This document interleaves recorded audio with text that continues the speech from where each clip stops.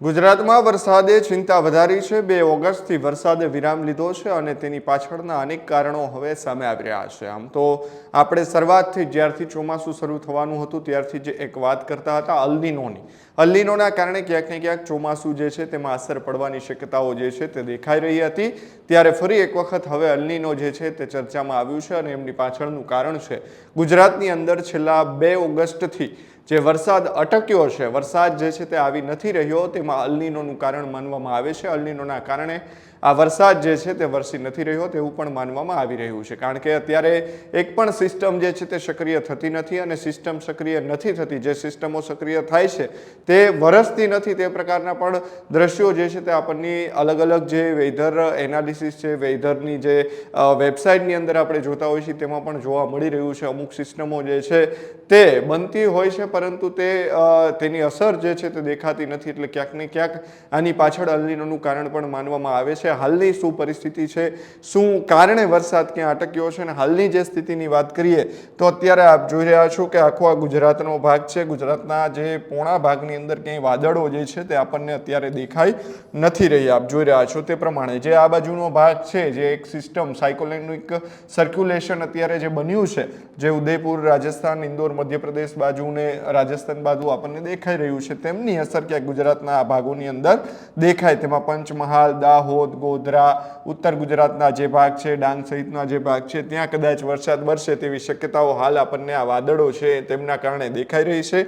બાકી જે આપણને સૌરાષ્ટ્રનો, કચ્છનો જે દરિયાકાંઠો છે ત્યાં કે સૌરાષ્ટ્રના દરિયાકાંઠે વરસાદ વરસે તેવી શક્યતાઓ નથી। સૌરાષ્ટ્રનો રાજકોટ, પોરબંદર જે સહિતનો જે ભાગ છે ત્યાં પણ વરસાદ આપણને નથી દેખાઈ રહ્યો। કચ્છનો જે ભાગ છે ત્યાં પણ કોઈ વરસાદ વરસે તેવી શક્યતાઓ હાલ દેખાઈ નથી રહી, એટલે ક્યાંક ને ક્યાંક ચિંતાજનક આગાહી જે છે તે અત્યારે આપણને હવામાન વિભાગની પણ જોવા મળી રહી છે ને સાથે સાથે જે અલ્નીનો છે તે મોટું ફેક્ટર અત્યારે આપણને લાગી રહ્યું છે। 17 તારીખ સુધી ક્યાંય વરસાદ જે છે તે વરસે તેવી શક્યતાઓ હાલ આપણને નથી દેખાઈ રહી। આ બંગાળની ખાડી છે ને, બંગાળની ખાડીની અંદર જે સિસ્ટમ સક્રિય થઈ છે તે પણ ગુજરાત તરફ આવે તેવી કોઈ શક્યતા નથી, તે ઉત્તર ભારત તરફ જાય તેવી શક્યતાઓ હવામાન નિષ્ણાંત છે તેમના દ્વારા વ્યક્ત કરવામાં આવી છે। હવે આપણે જ્યારે આ સિસ્ટમની વાત કરીએ ત્યારે જે સ્કાયમેટ વેધર છે તેમની અંદર આપણને શું દેખાઈ રહ્યું છે તો આપ જોઈ રહ્યા છો તે પ્રમાણે આ સ્કાયમેટ વેધરનો મેપ છે।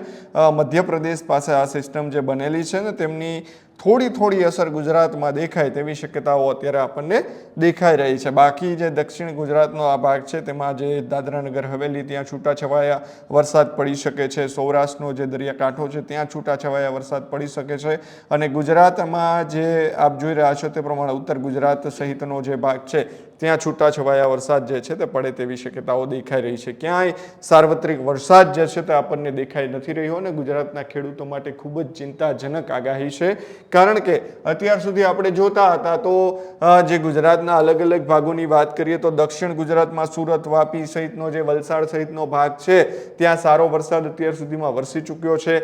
અમદાવાદ, મહેસાણાને જે આજુબાજુનો જે વડોદરાનો જે ભાગ છે ત્યાં પણ સારો એવો વરસાદ વરસી ચૂક્યો છે, પરંતુ જે જિલ્લાઓ એવા છે કે જ્યાં અત્યાર સુધી વરસાદની કમી છે અને એ પશ્ચિમ સૌરાષ્ટ્ર છે, જેમાં જામનગર, ખંભાળિયા સહિતના, ઓખા સહિતના જે ભાગ છે કે જ્યાં હજી સુધી વરસાદ વાવણી લાયક પણ નથી થયો। ખેડૂતો જે છે તેને સૌની યોજનાનું પાણી જોઈ છે તેવી માંગ પણ તેઓ કરી રહ્યા છે।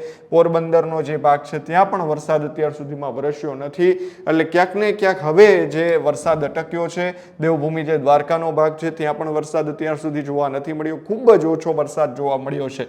ત્યારે આજની સ્થિતિની આપણે હવે વાત કરવા જઈએ તો આજની શું સ્થિતિ છે તેની વાત કરીએ તો જે આ સાયક્લોનિક સર્ક્યુલેશન જે ઇન્દોર બાજુ આપણને દેખાઈ રહ્યું છે મધ્યપ્રદેશ અને રાજસ્થાનની વચ્ચે, તે ક્યાંક આવે અને તેમની અસર ગુજરાત ઉપર થાય તેવું માનવામાં આવે છે, પરંતુ તે હજી સુધી આવ્યું નથી। 8-9 તારીખે આવવાની વાત હતી અને તેમની થોડી અસર ગુજરાતમાં દેખાઈ રહી છે, પણ એટલો બધો ભારે વરસાદ કે કંઈ સાર્વત્રિક વરસાદ આવે તેવું અત્યારે નથી દેખાઈ રહ્યું। મોન્સૂન તરફ ખેંચાઈને આવે તેવી પણ વાત અત્યારે છે, પરંતુ ક્યાંય વરસાદની અસર આપણને આજની તારીખની વાત કરીએ તો ક્યાંય દેખાઈ નથી રહ્યું। જે બ્લુ ભાગ દેખાય છે પોરબંદર, વેરાવળ, જુનાગઢ, મહુવા, મોરબી, અમદાવાદ, મહેસાણા, વડોદરા, સુરત, ત્યાં છાંટા એટલે કે છૂટા છવાયા અને હળવા મધ્યમ વરસાદ વરસી શકે છે। આવતી કાલે શું સ્થિતિ રહી શકે છે તો આવતીકાલે આપ જોઈ રહ્યા છો તે પ્રમાણે અમદાવાદ અને જે વડોદરા સહિતનો જે ભાગ છે ત્યાં જે આપણે અગાઉ સિસ્ટમ જોઈ હતી તે અત્યારે આપણને અહીંયા દેખાય છે આવતા, અને તેમના જ કારણે વડોદરા, ગોધરા, મહેસાણા, અમદાવાદ, ગાંધીનગર અને થરાદ આ જે ભાગ છે ત્યાં વરસાદ વરસવાની શક્યતા આપણને દેખાઈ રહી છે. એટલે ક્યાંક ને ક્યાંક આવતીકાલે થોડીક આશા છે કે મધ્ય ગુજરાત અને ઉત્તર ગુજરાતના અનેક ભાગોની અંદર વરસાદ વરસે તેવી શક્યતાઓ આપણને દેખાઈ રહી છે. 12 તારીખે જોવા જઈએ તો ફરી એક વખત કોરું ધાકડ, 12 તારીખે ક્યાંય પણ વરસાદ જે છે ત્યાં ભારેથી અતિભારે વરસે તેવી શક્યતાઓ હાલ આપણને દેખાઈ નથી રહી. તો 13 તારીખની વાત કરીએ તો 13 તારીખે પણ જે આ વરસાદની વાત કરીએ તો વરસાદ ક્યાંય આપણને દેખાઈ નથી રહ્યો. અહીંયા જે સાયક્લોનિક સર્ક્યુલેશન બન્યું હતું તે પણ ફંટાઈ જવાના કારણે ક્યાંક ને ક્યાંક વરસાદ જે છે તે ગુજરાત ઉપર અહીંયા તેની અસર પણ દેખાઈ નથી રહી. 14 તારીખની વાત કરીએ તો 14 તારીખે પણ આ જ સ્થિતિ જે છે તે આપણને જોવા મળી રહી છે. જે છૂટાછવાયા વરસાદ જે વેરાવળ, રાજકોટ એટલે કે જે પોરબંદર સહિતનો જે પટ્ટો છે દરિયાકાંઠાનો ઓખા ત્યાં હળવાથી મધ્યમ વરસાદ, અમદાવાદ, સુરત, વાપી, વલસાડમાં અચ્છા, કચ્છ તો આપણને કોરું ધાકડ જ દેખાઈ રહ્યું છે અને ઉત્તર ગુજરાતમાં પણ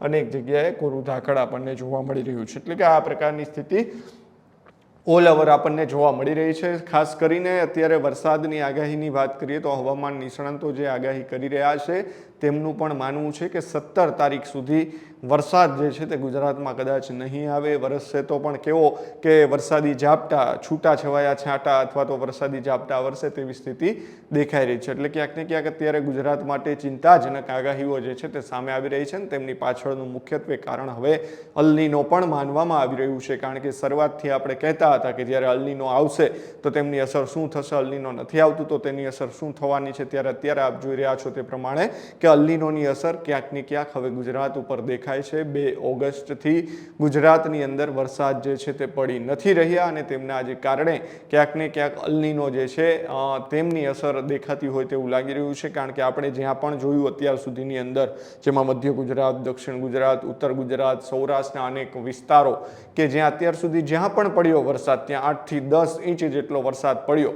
એટલે જે અલ નીનો હોય છે તેમની અસર આ જ પ્રકારે થતી હોય છે. જ્યાં પડે ત્યાં 8 થી 10 ઇંચ જેટલો વરસાદ, જળબંબાકારની સ્થિતિ થાય તેવો વરસાદ પડતો હોય છે અને જ્યાં ન પડે ત્યાં એક ટીપું પણ વરસાદ ન પડે. જેમાં પશ્ચિમ સૌરાષ્ટ્રના જે ભાગ છે, જામનગર છે, પોરબંદર છે, આ દેવભૂમિ દ્વારકા છે, ત્યાં અત્યાર સુધીમાં જો એવો વરસાદ નથી પડ્યો ને તેમની પાછળનું કારણ પણ અલ નીનો જ માનવામાં આવી રહ્યું છે.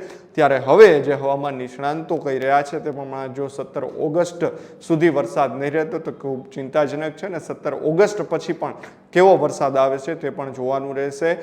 જે હવામાન નિષ્ણાંત પરેશ ગોસ્વામી છે તેમણે પણ કહ્યું છે કે જે ઓગસ્ટનો છેલ્લું અઠવાડિયું છે તેમાં સાર્વત્રિક વરસાદ ગુજરાતની અંદર થવાનો છે અને સપ્ટેમ્બરમાં પણ સારો વરસાદ રહેવાનો છે. અત્યાર સુધી 54% જેટલો વરસાદ ગુજરાતની અંદર વરસી ચૂક્યો છે, પરંતુ હજુ પણ વરસાદની ખૂબ જરૂર છે. ત્યારે હવે આગામી દિવસોમાં કેવો વરસાદ પડશે એ સમય જ બતાવશે. ત્યારે વરસાદને લઈને વધારે અપડેટ્સ માટે અમારી ચેનલ સ્વરાજને સબસ્ક્રાઇબ કરવાનું ભૂલશો નહીં. ધન્યવાદ. ખેડૂત ભાઈઓ છે ખેતરમાં ડ્રોન ઉડાવતા હોય છે ત્યારે આપણે એક પ્રશ્ન સતાવતો હોય છે કે જે આપણે અત્યાર સુધી જીપીએસ ટેકનોલોજી વાળા ડ્રોન વાપર્યા છે, જેથી કરીને મોબાઈલ ટાવર છે અથવા તો હાઈ ટેન્શન લાઈન પસાર થતી હોય, કોઈ વૃક્ષો હોય, ત્યારે જે જીપીએસ ટેકનોલોજી વાળા ડ્રોન છે એમાં ટકરાય અને ટ્રેસ થાય છે. પણ એગ્રીઓન લાવ્યું છે GNSS ટેકનોલોજી ડ્રોન, જેથી કરીને એ ડ્રોન છે એ કોઈ જગ્યાએ ટકરાય નહીં, પોતાની રીતે જ ડિસિઝન લે છે અને મૂવ થઈ જાય છે. જેથી કરીને GNSS ટેકનોલોજી ડ્રોન છે એ વાપરવાનો આગ્રહ રાખો.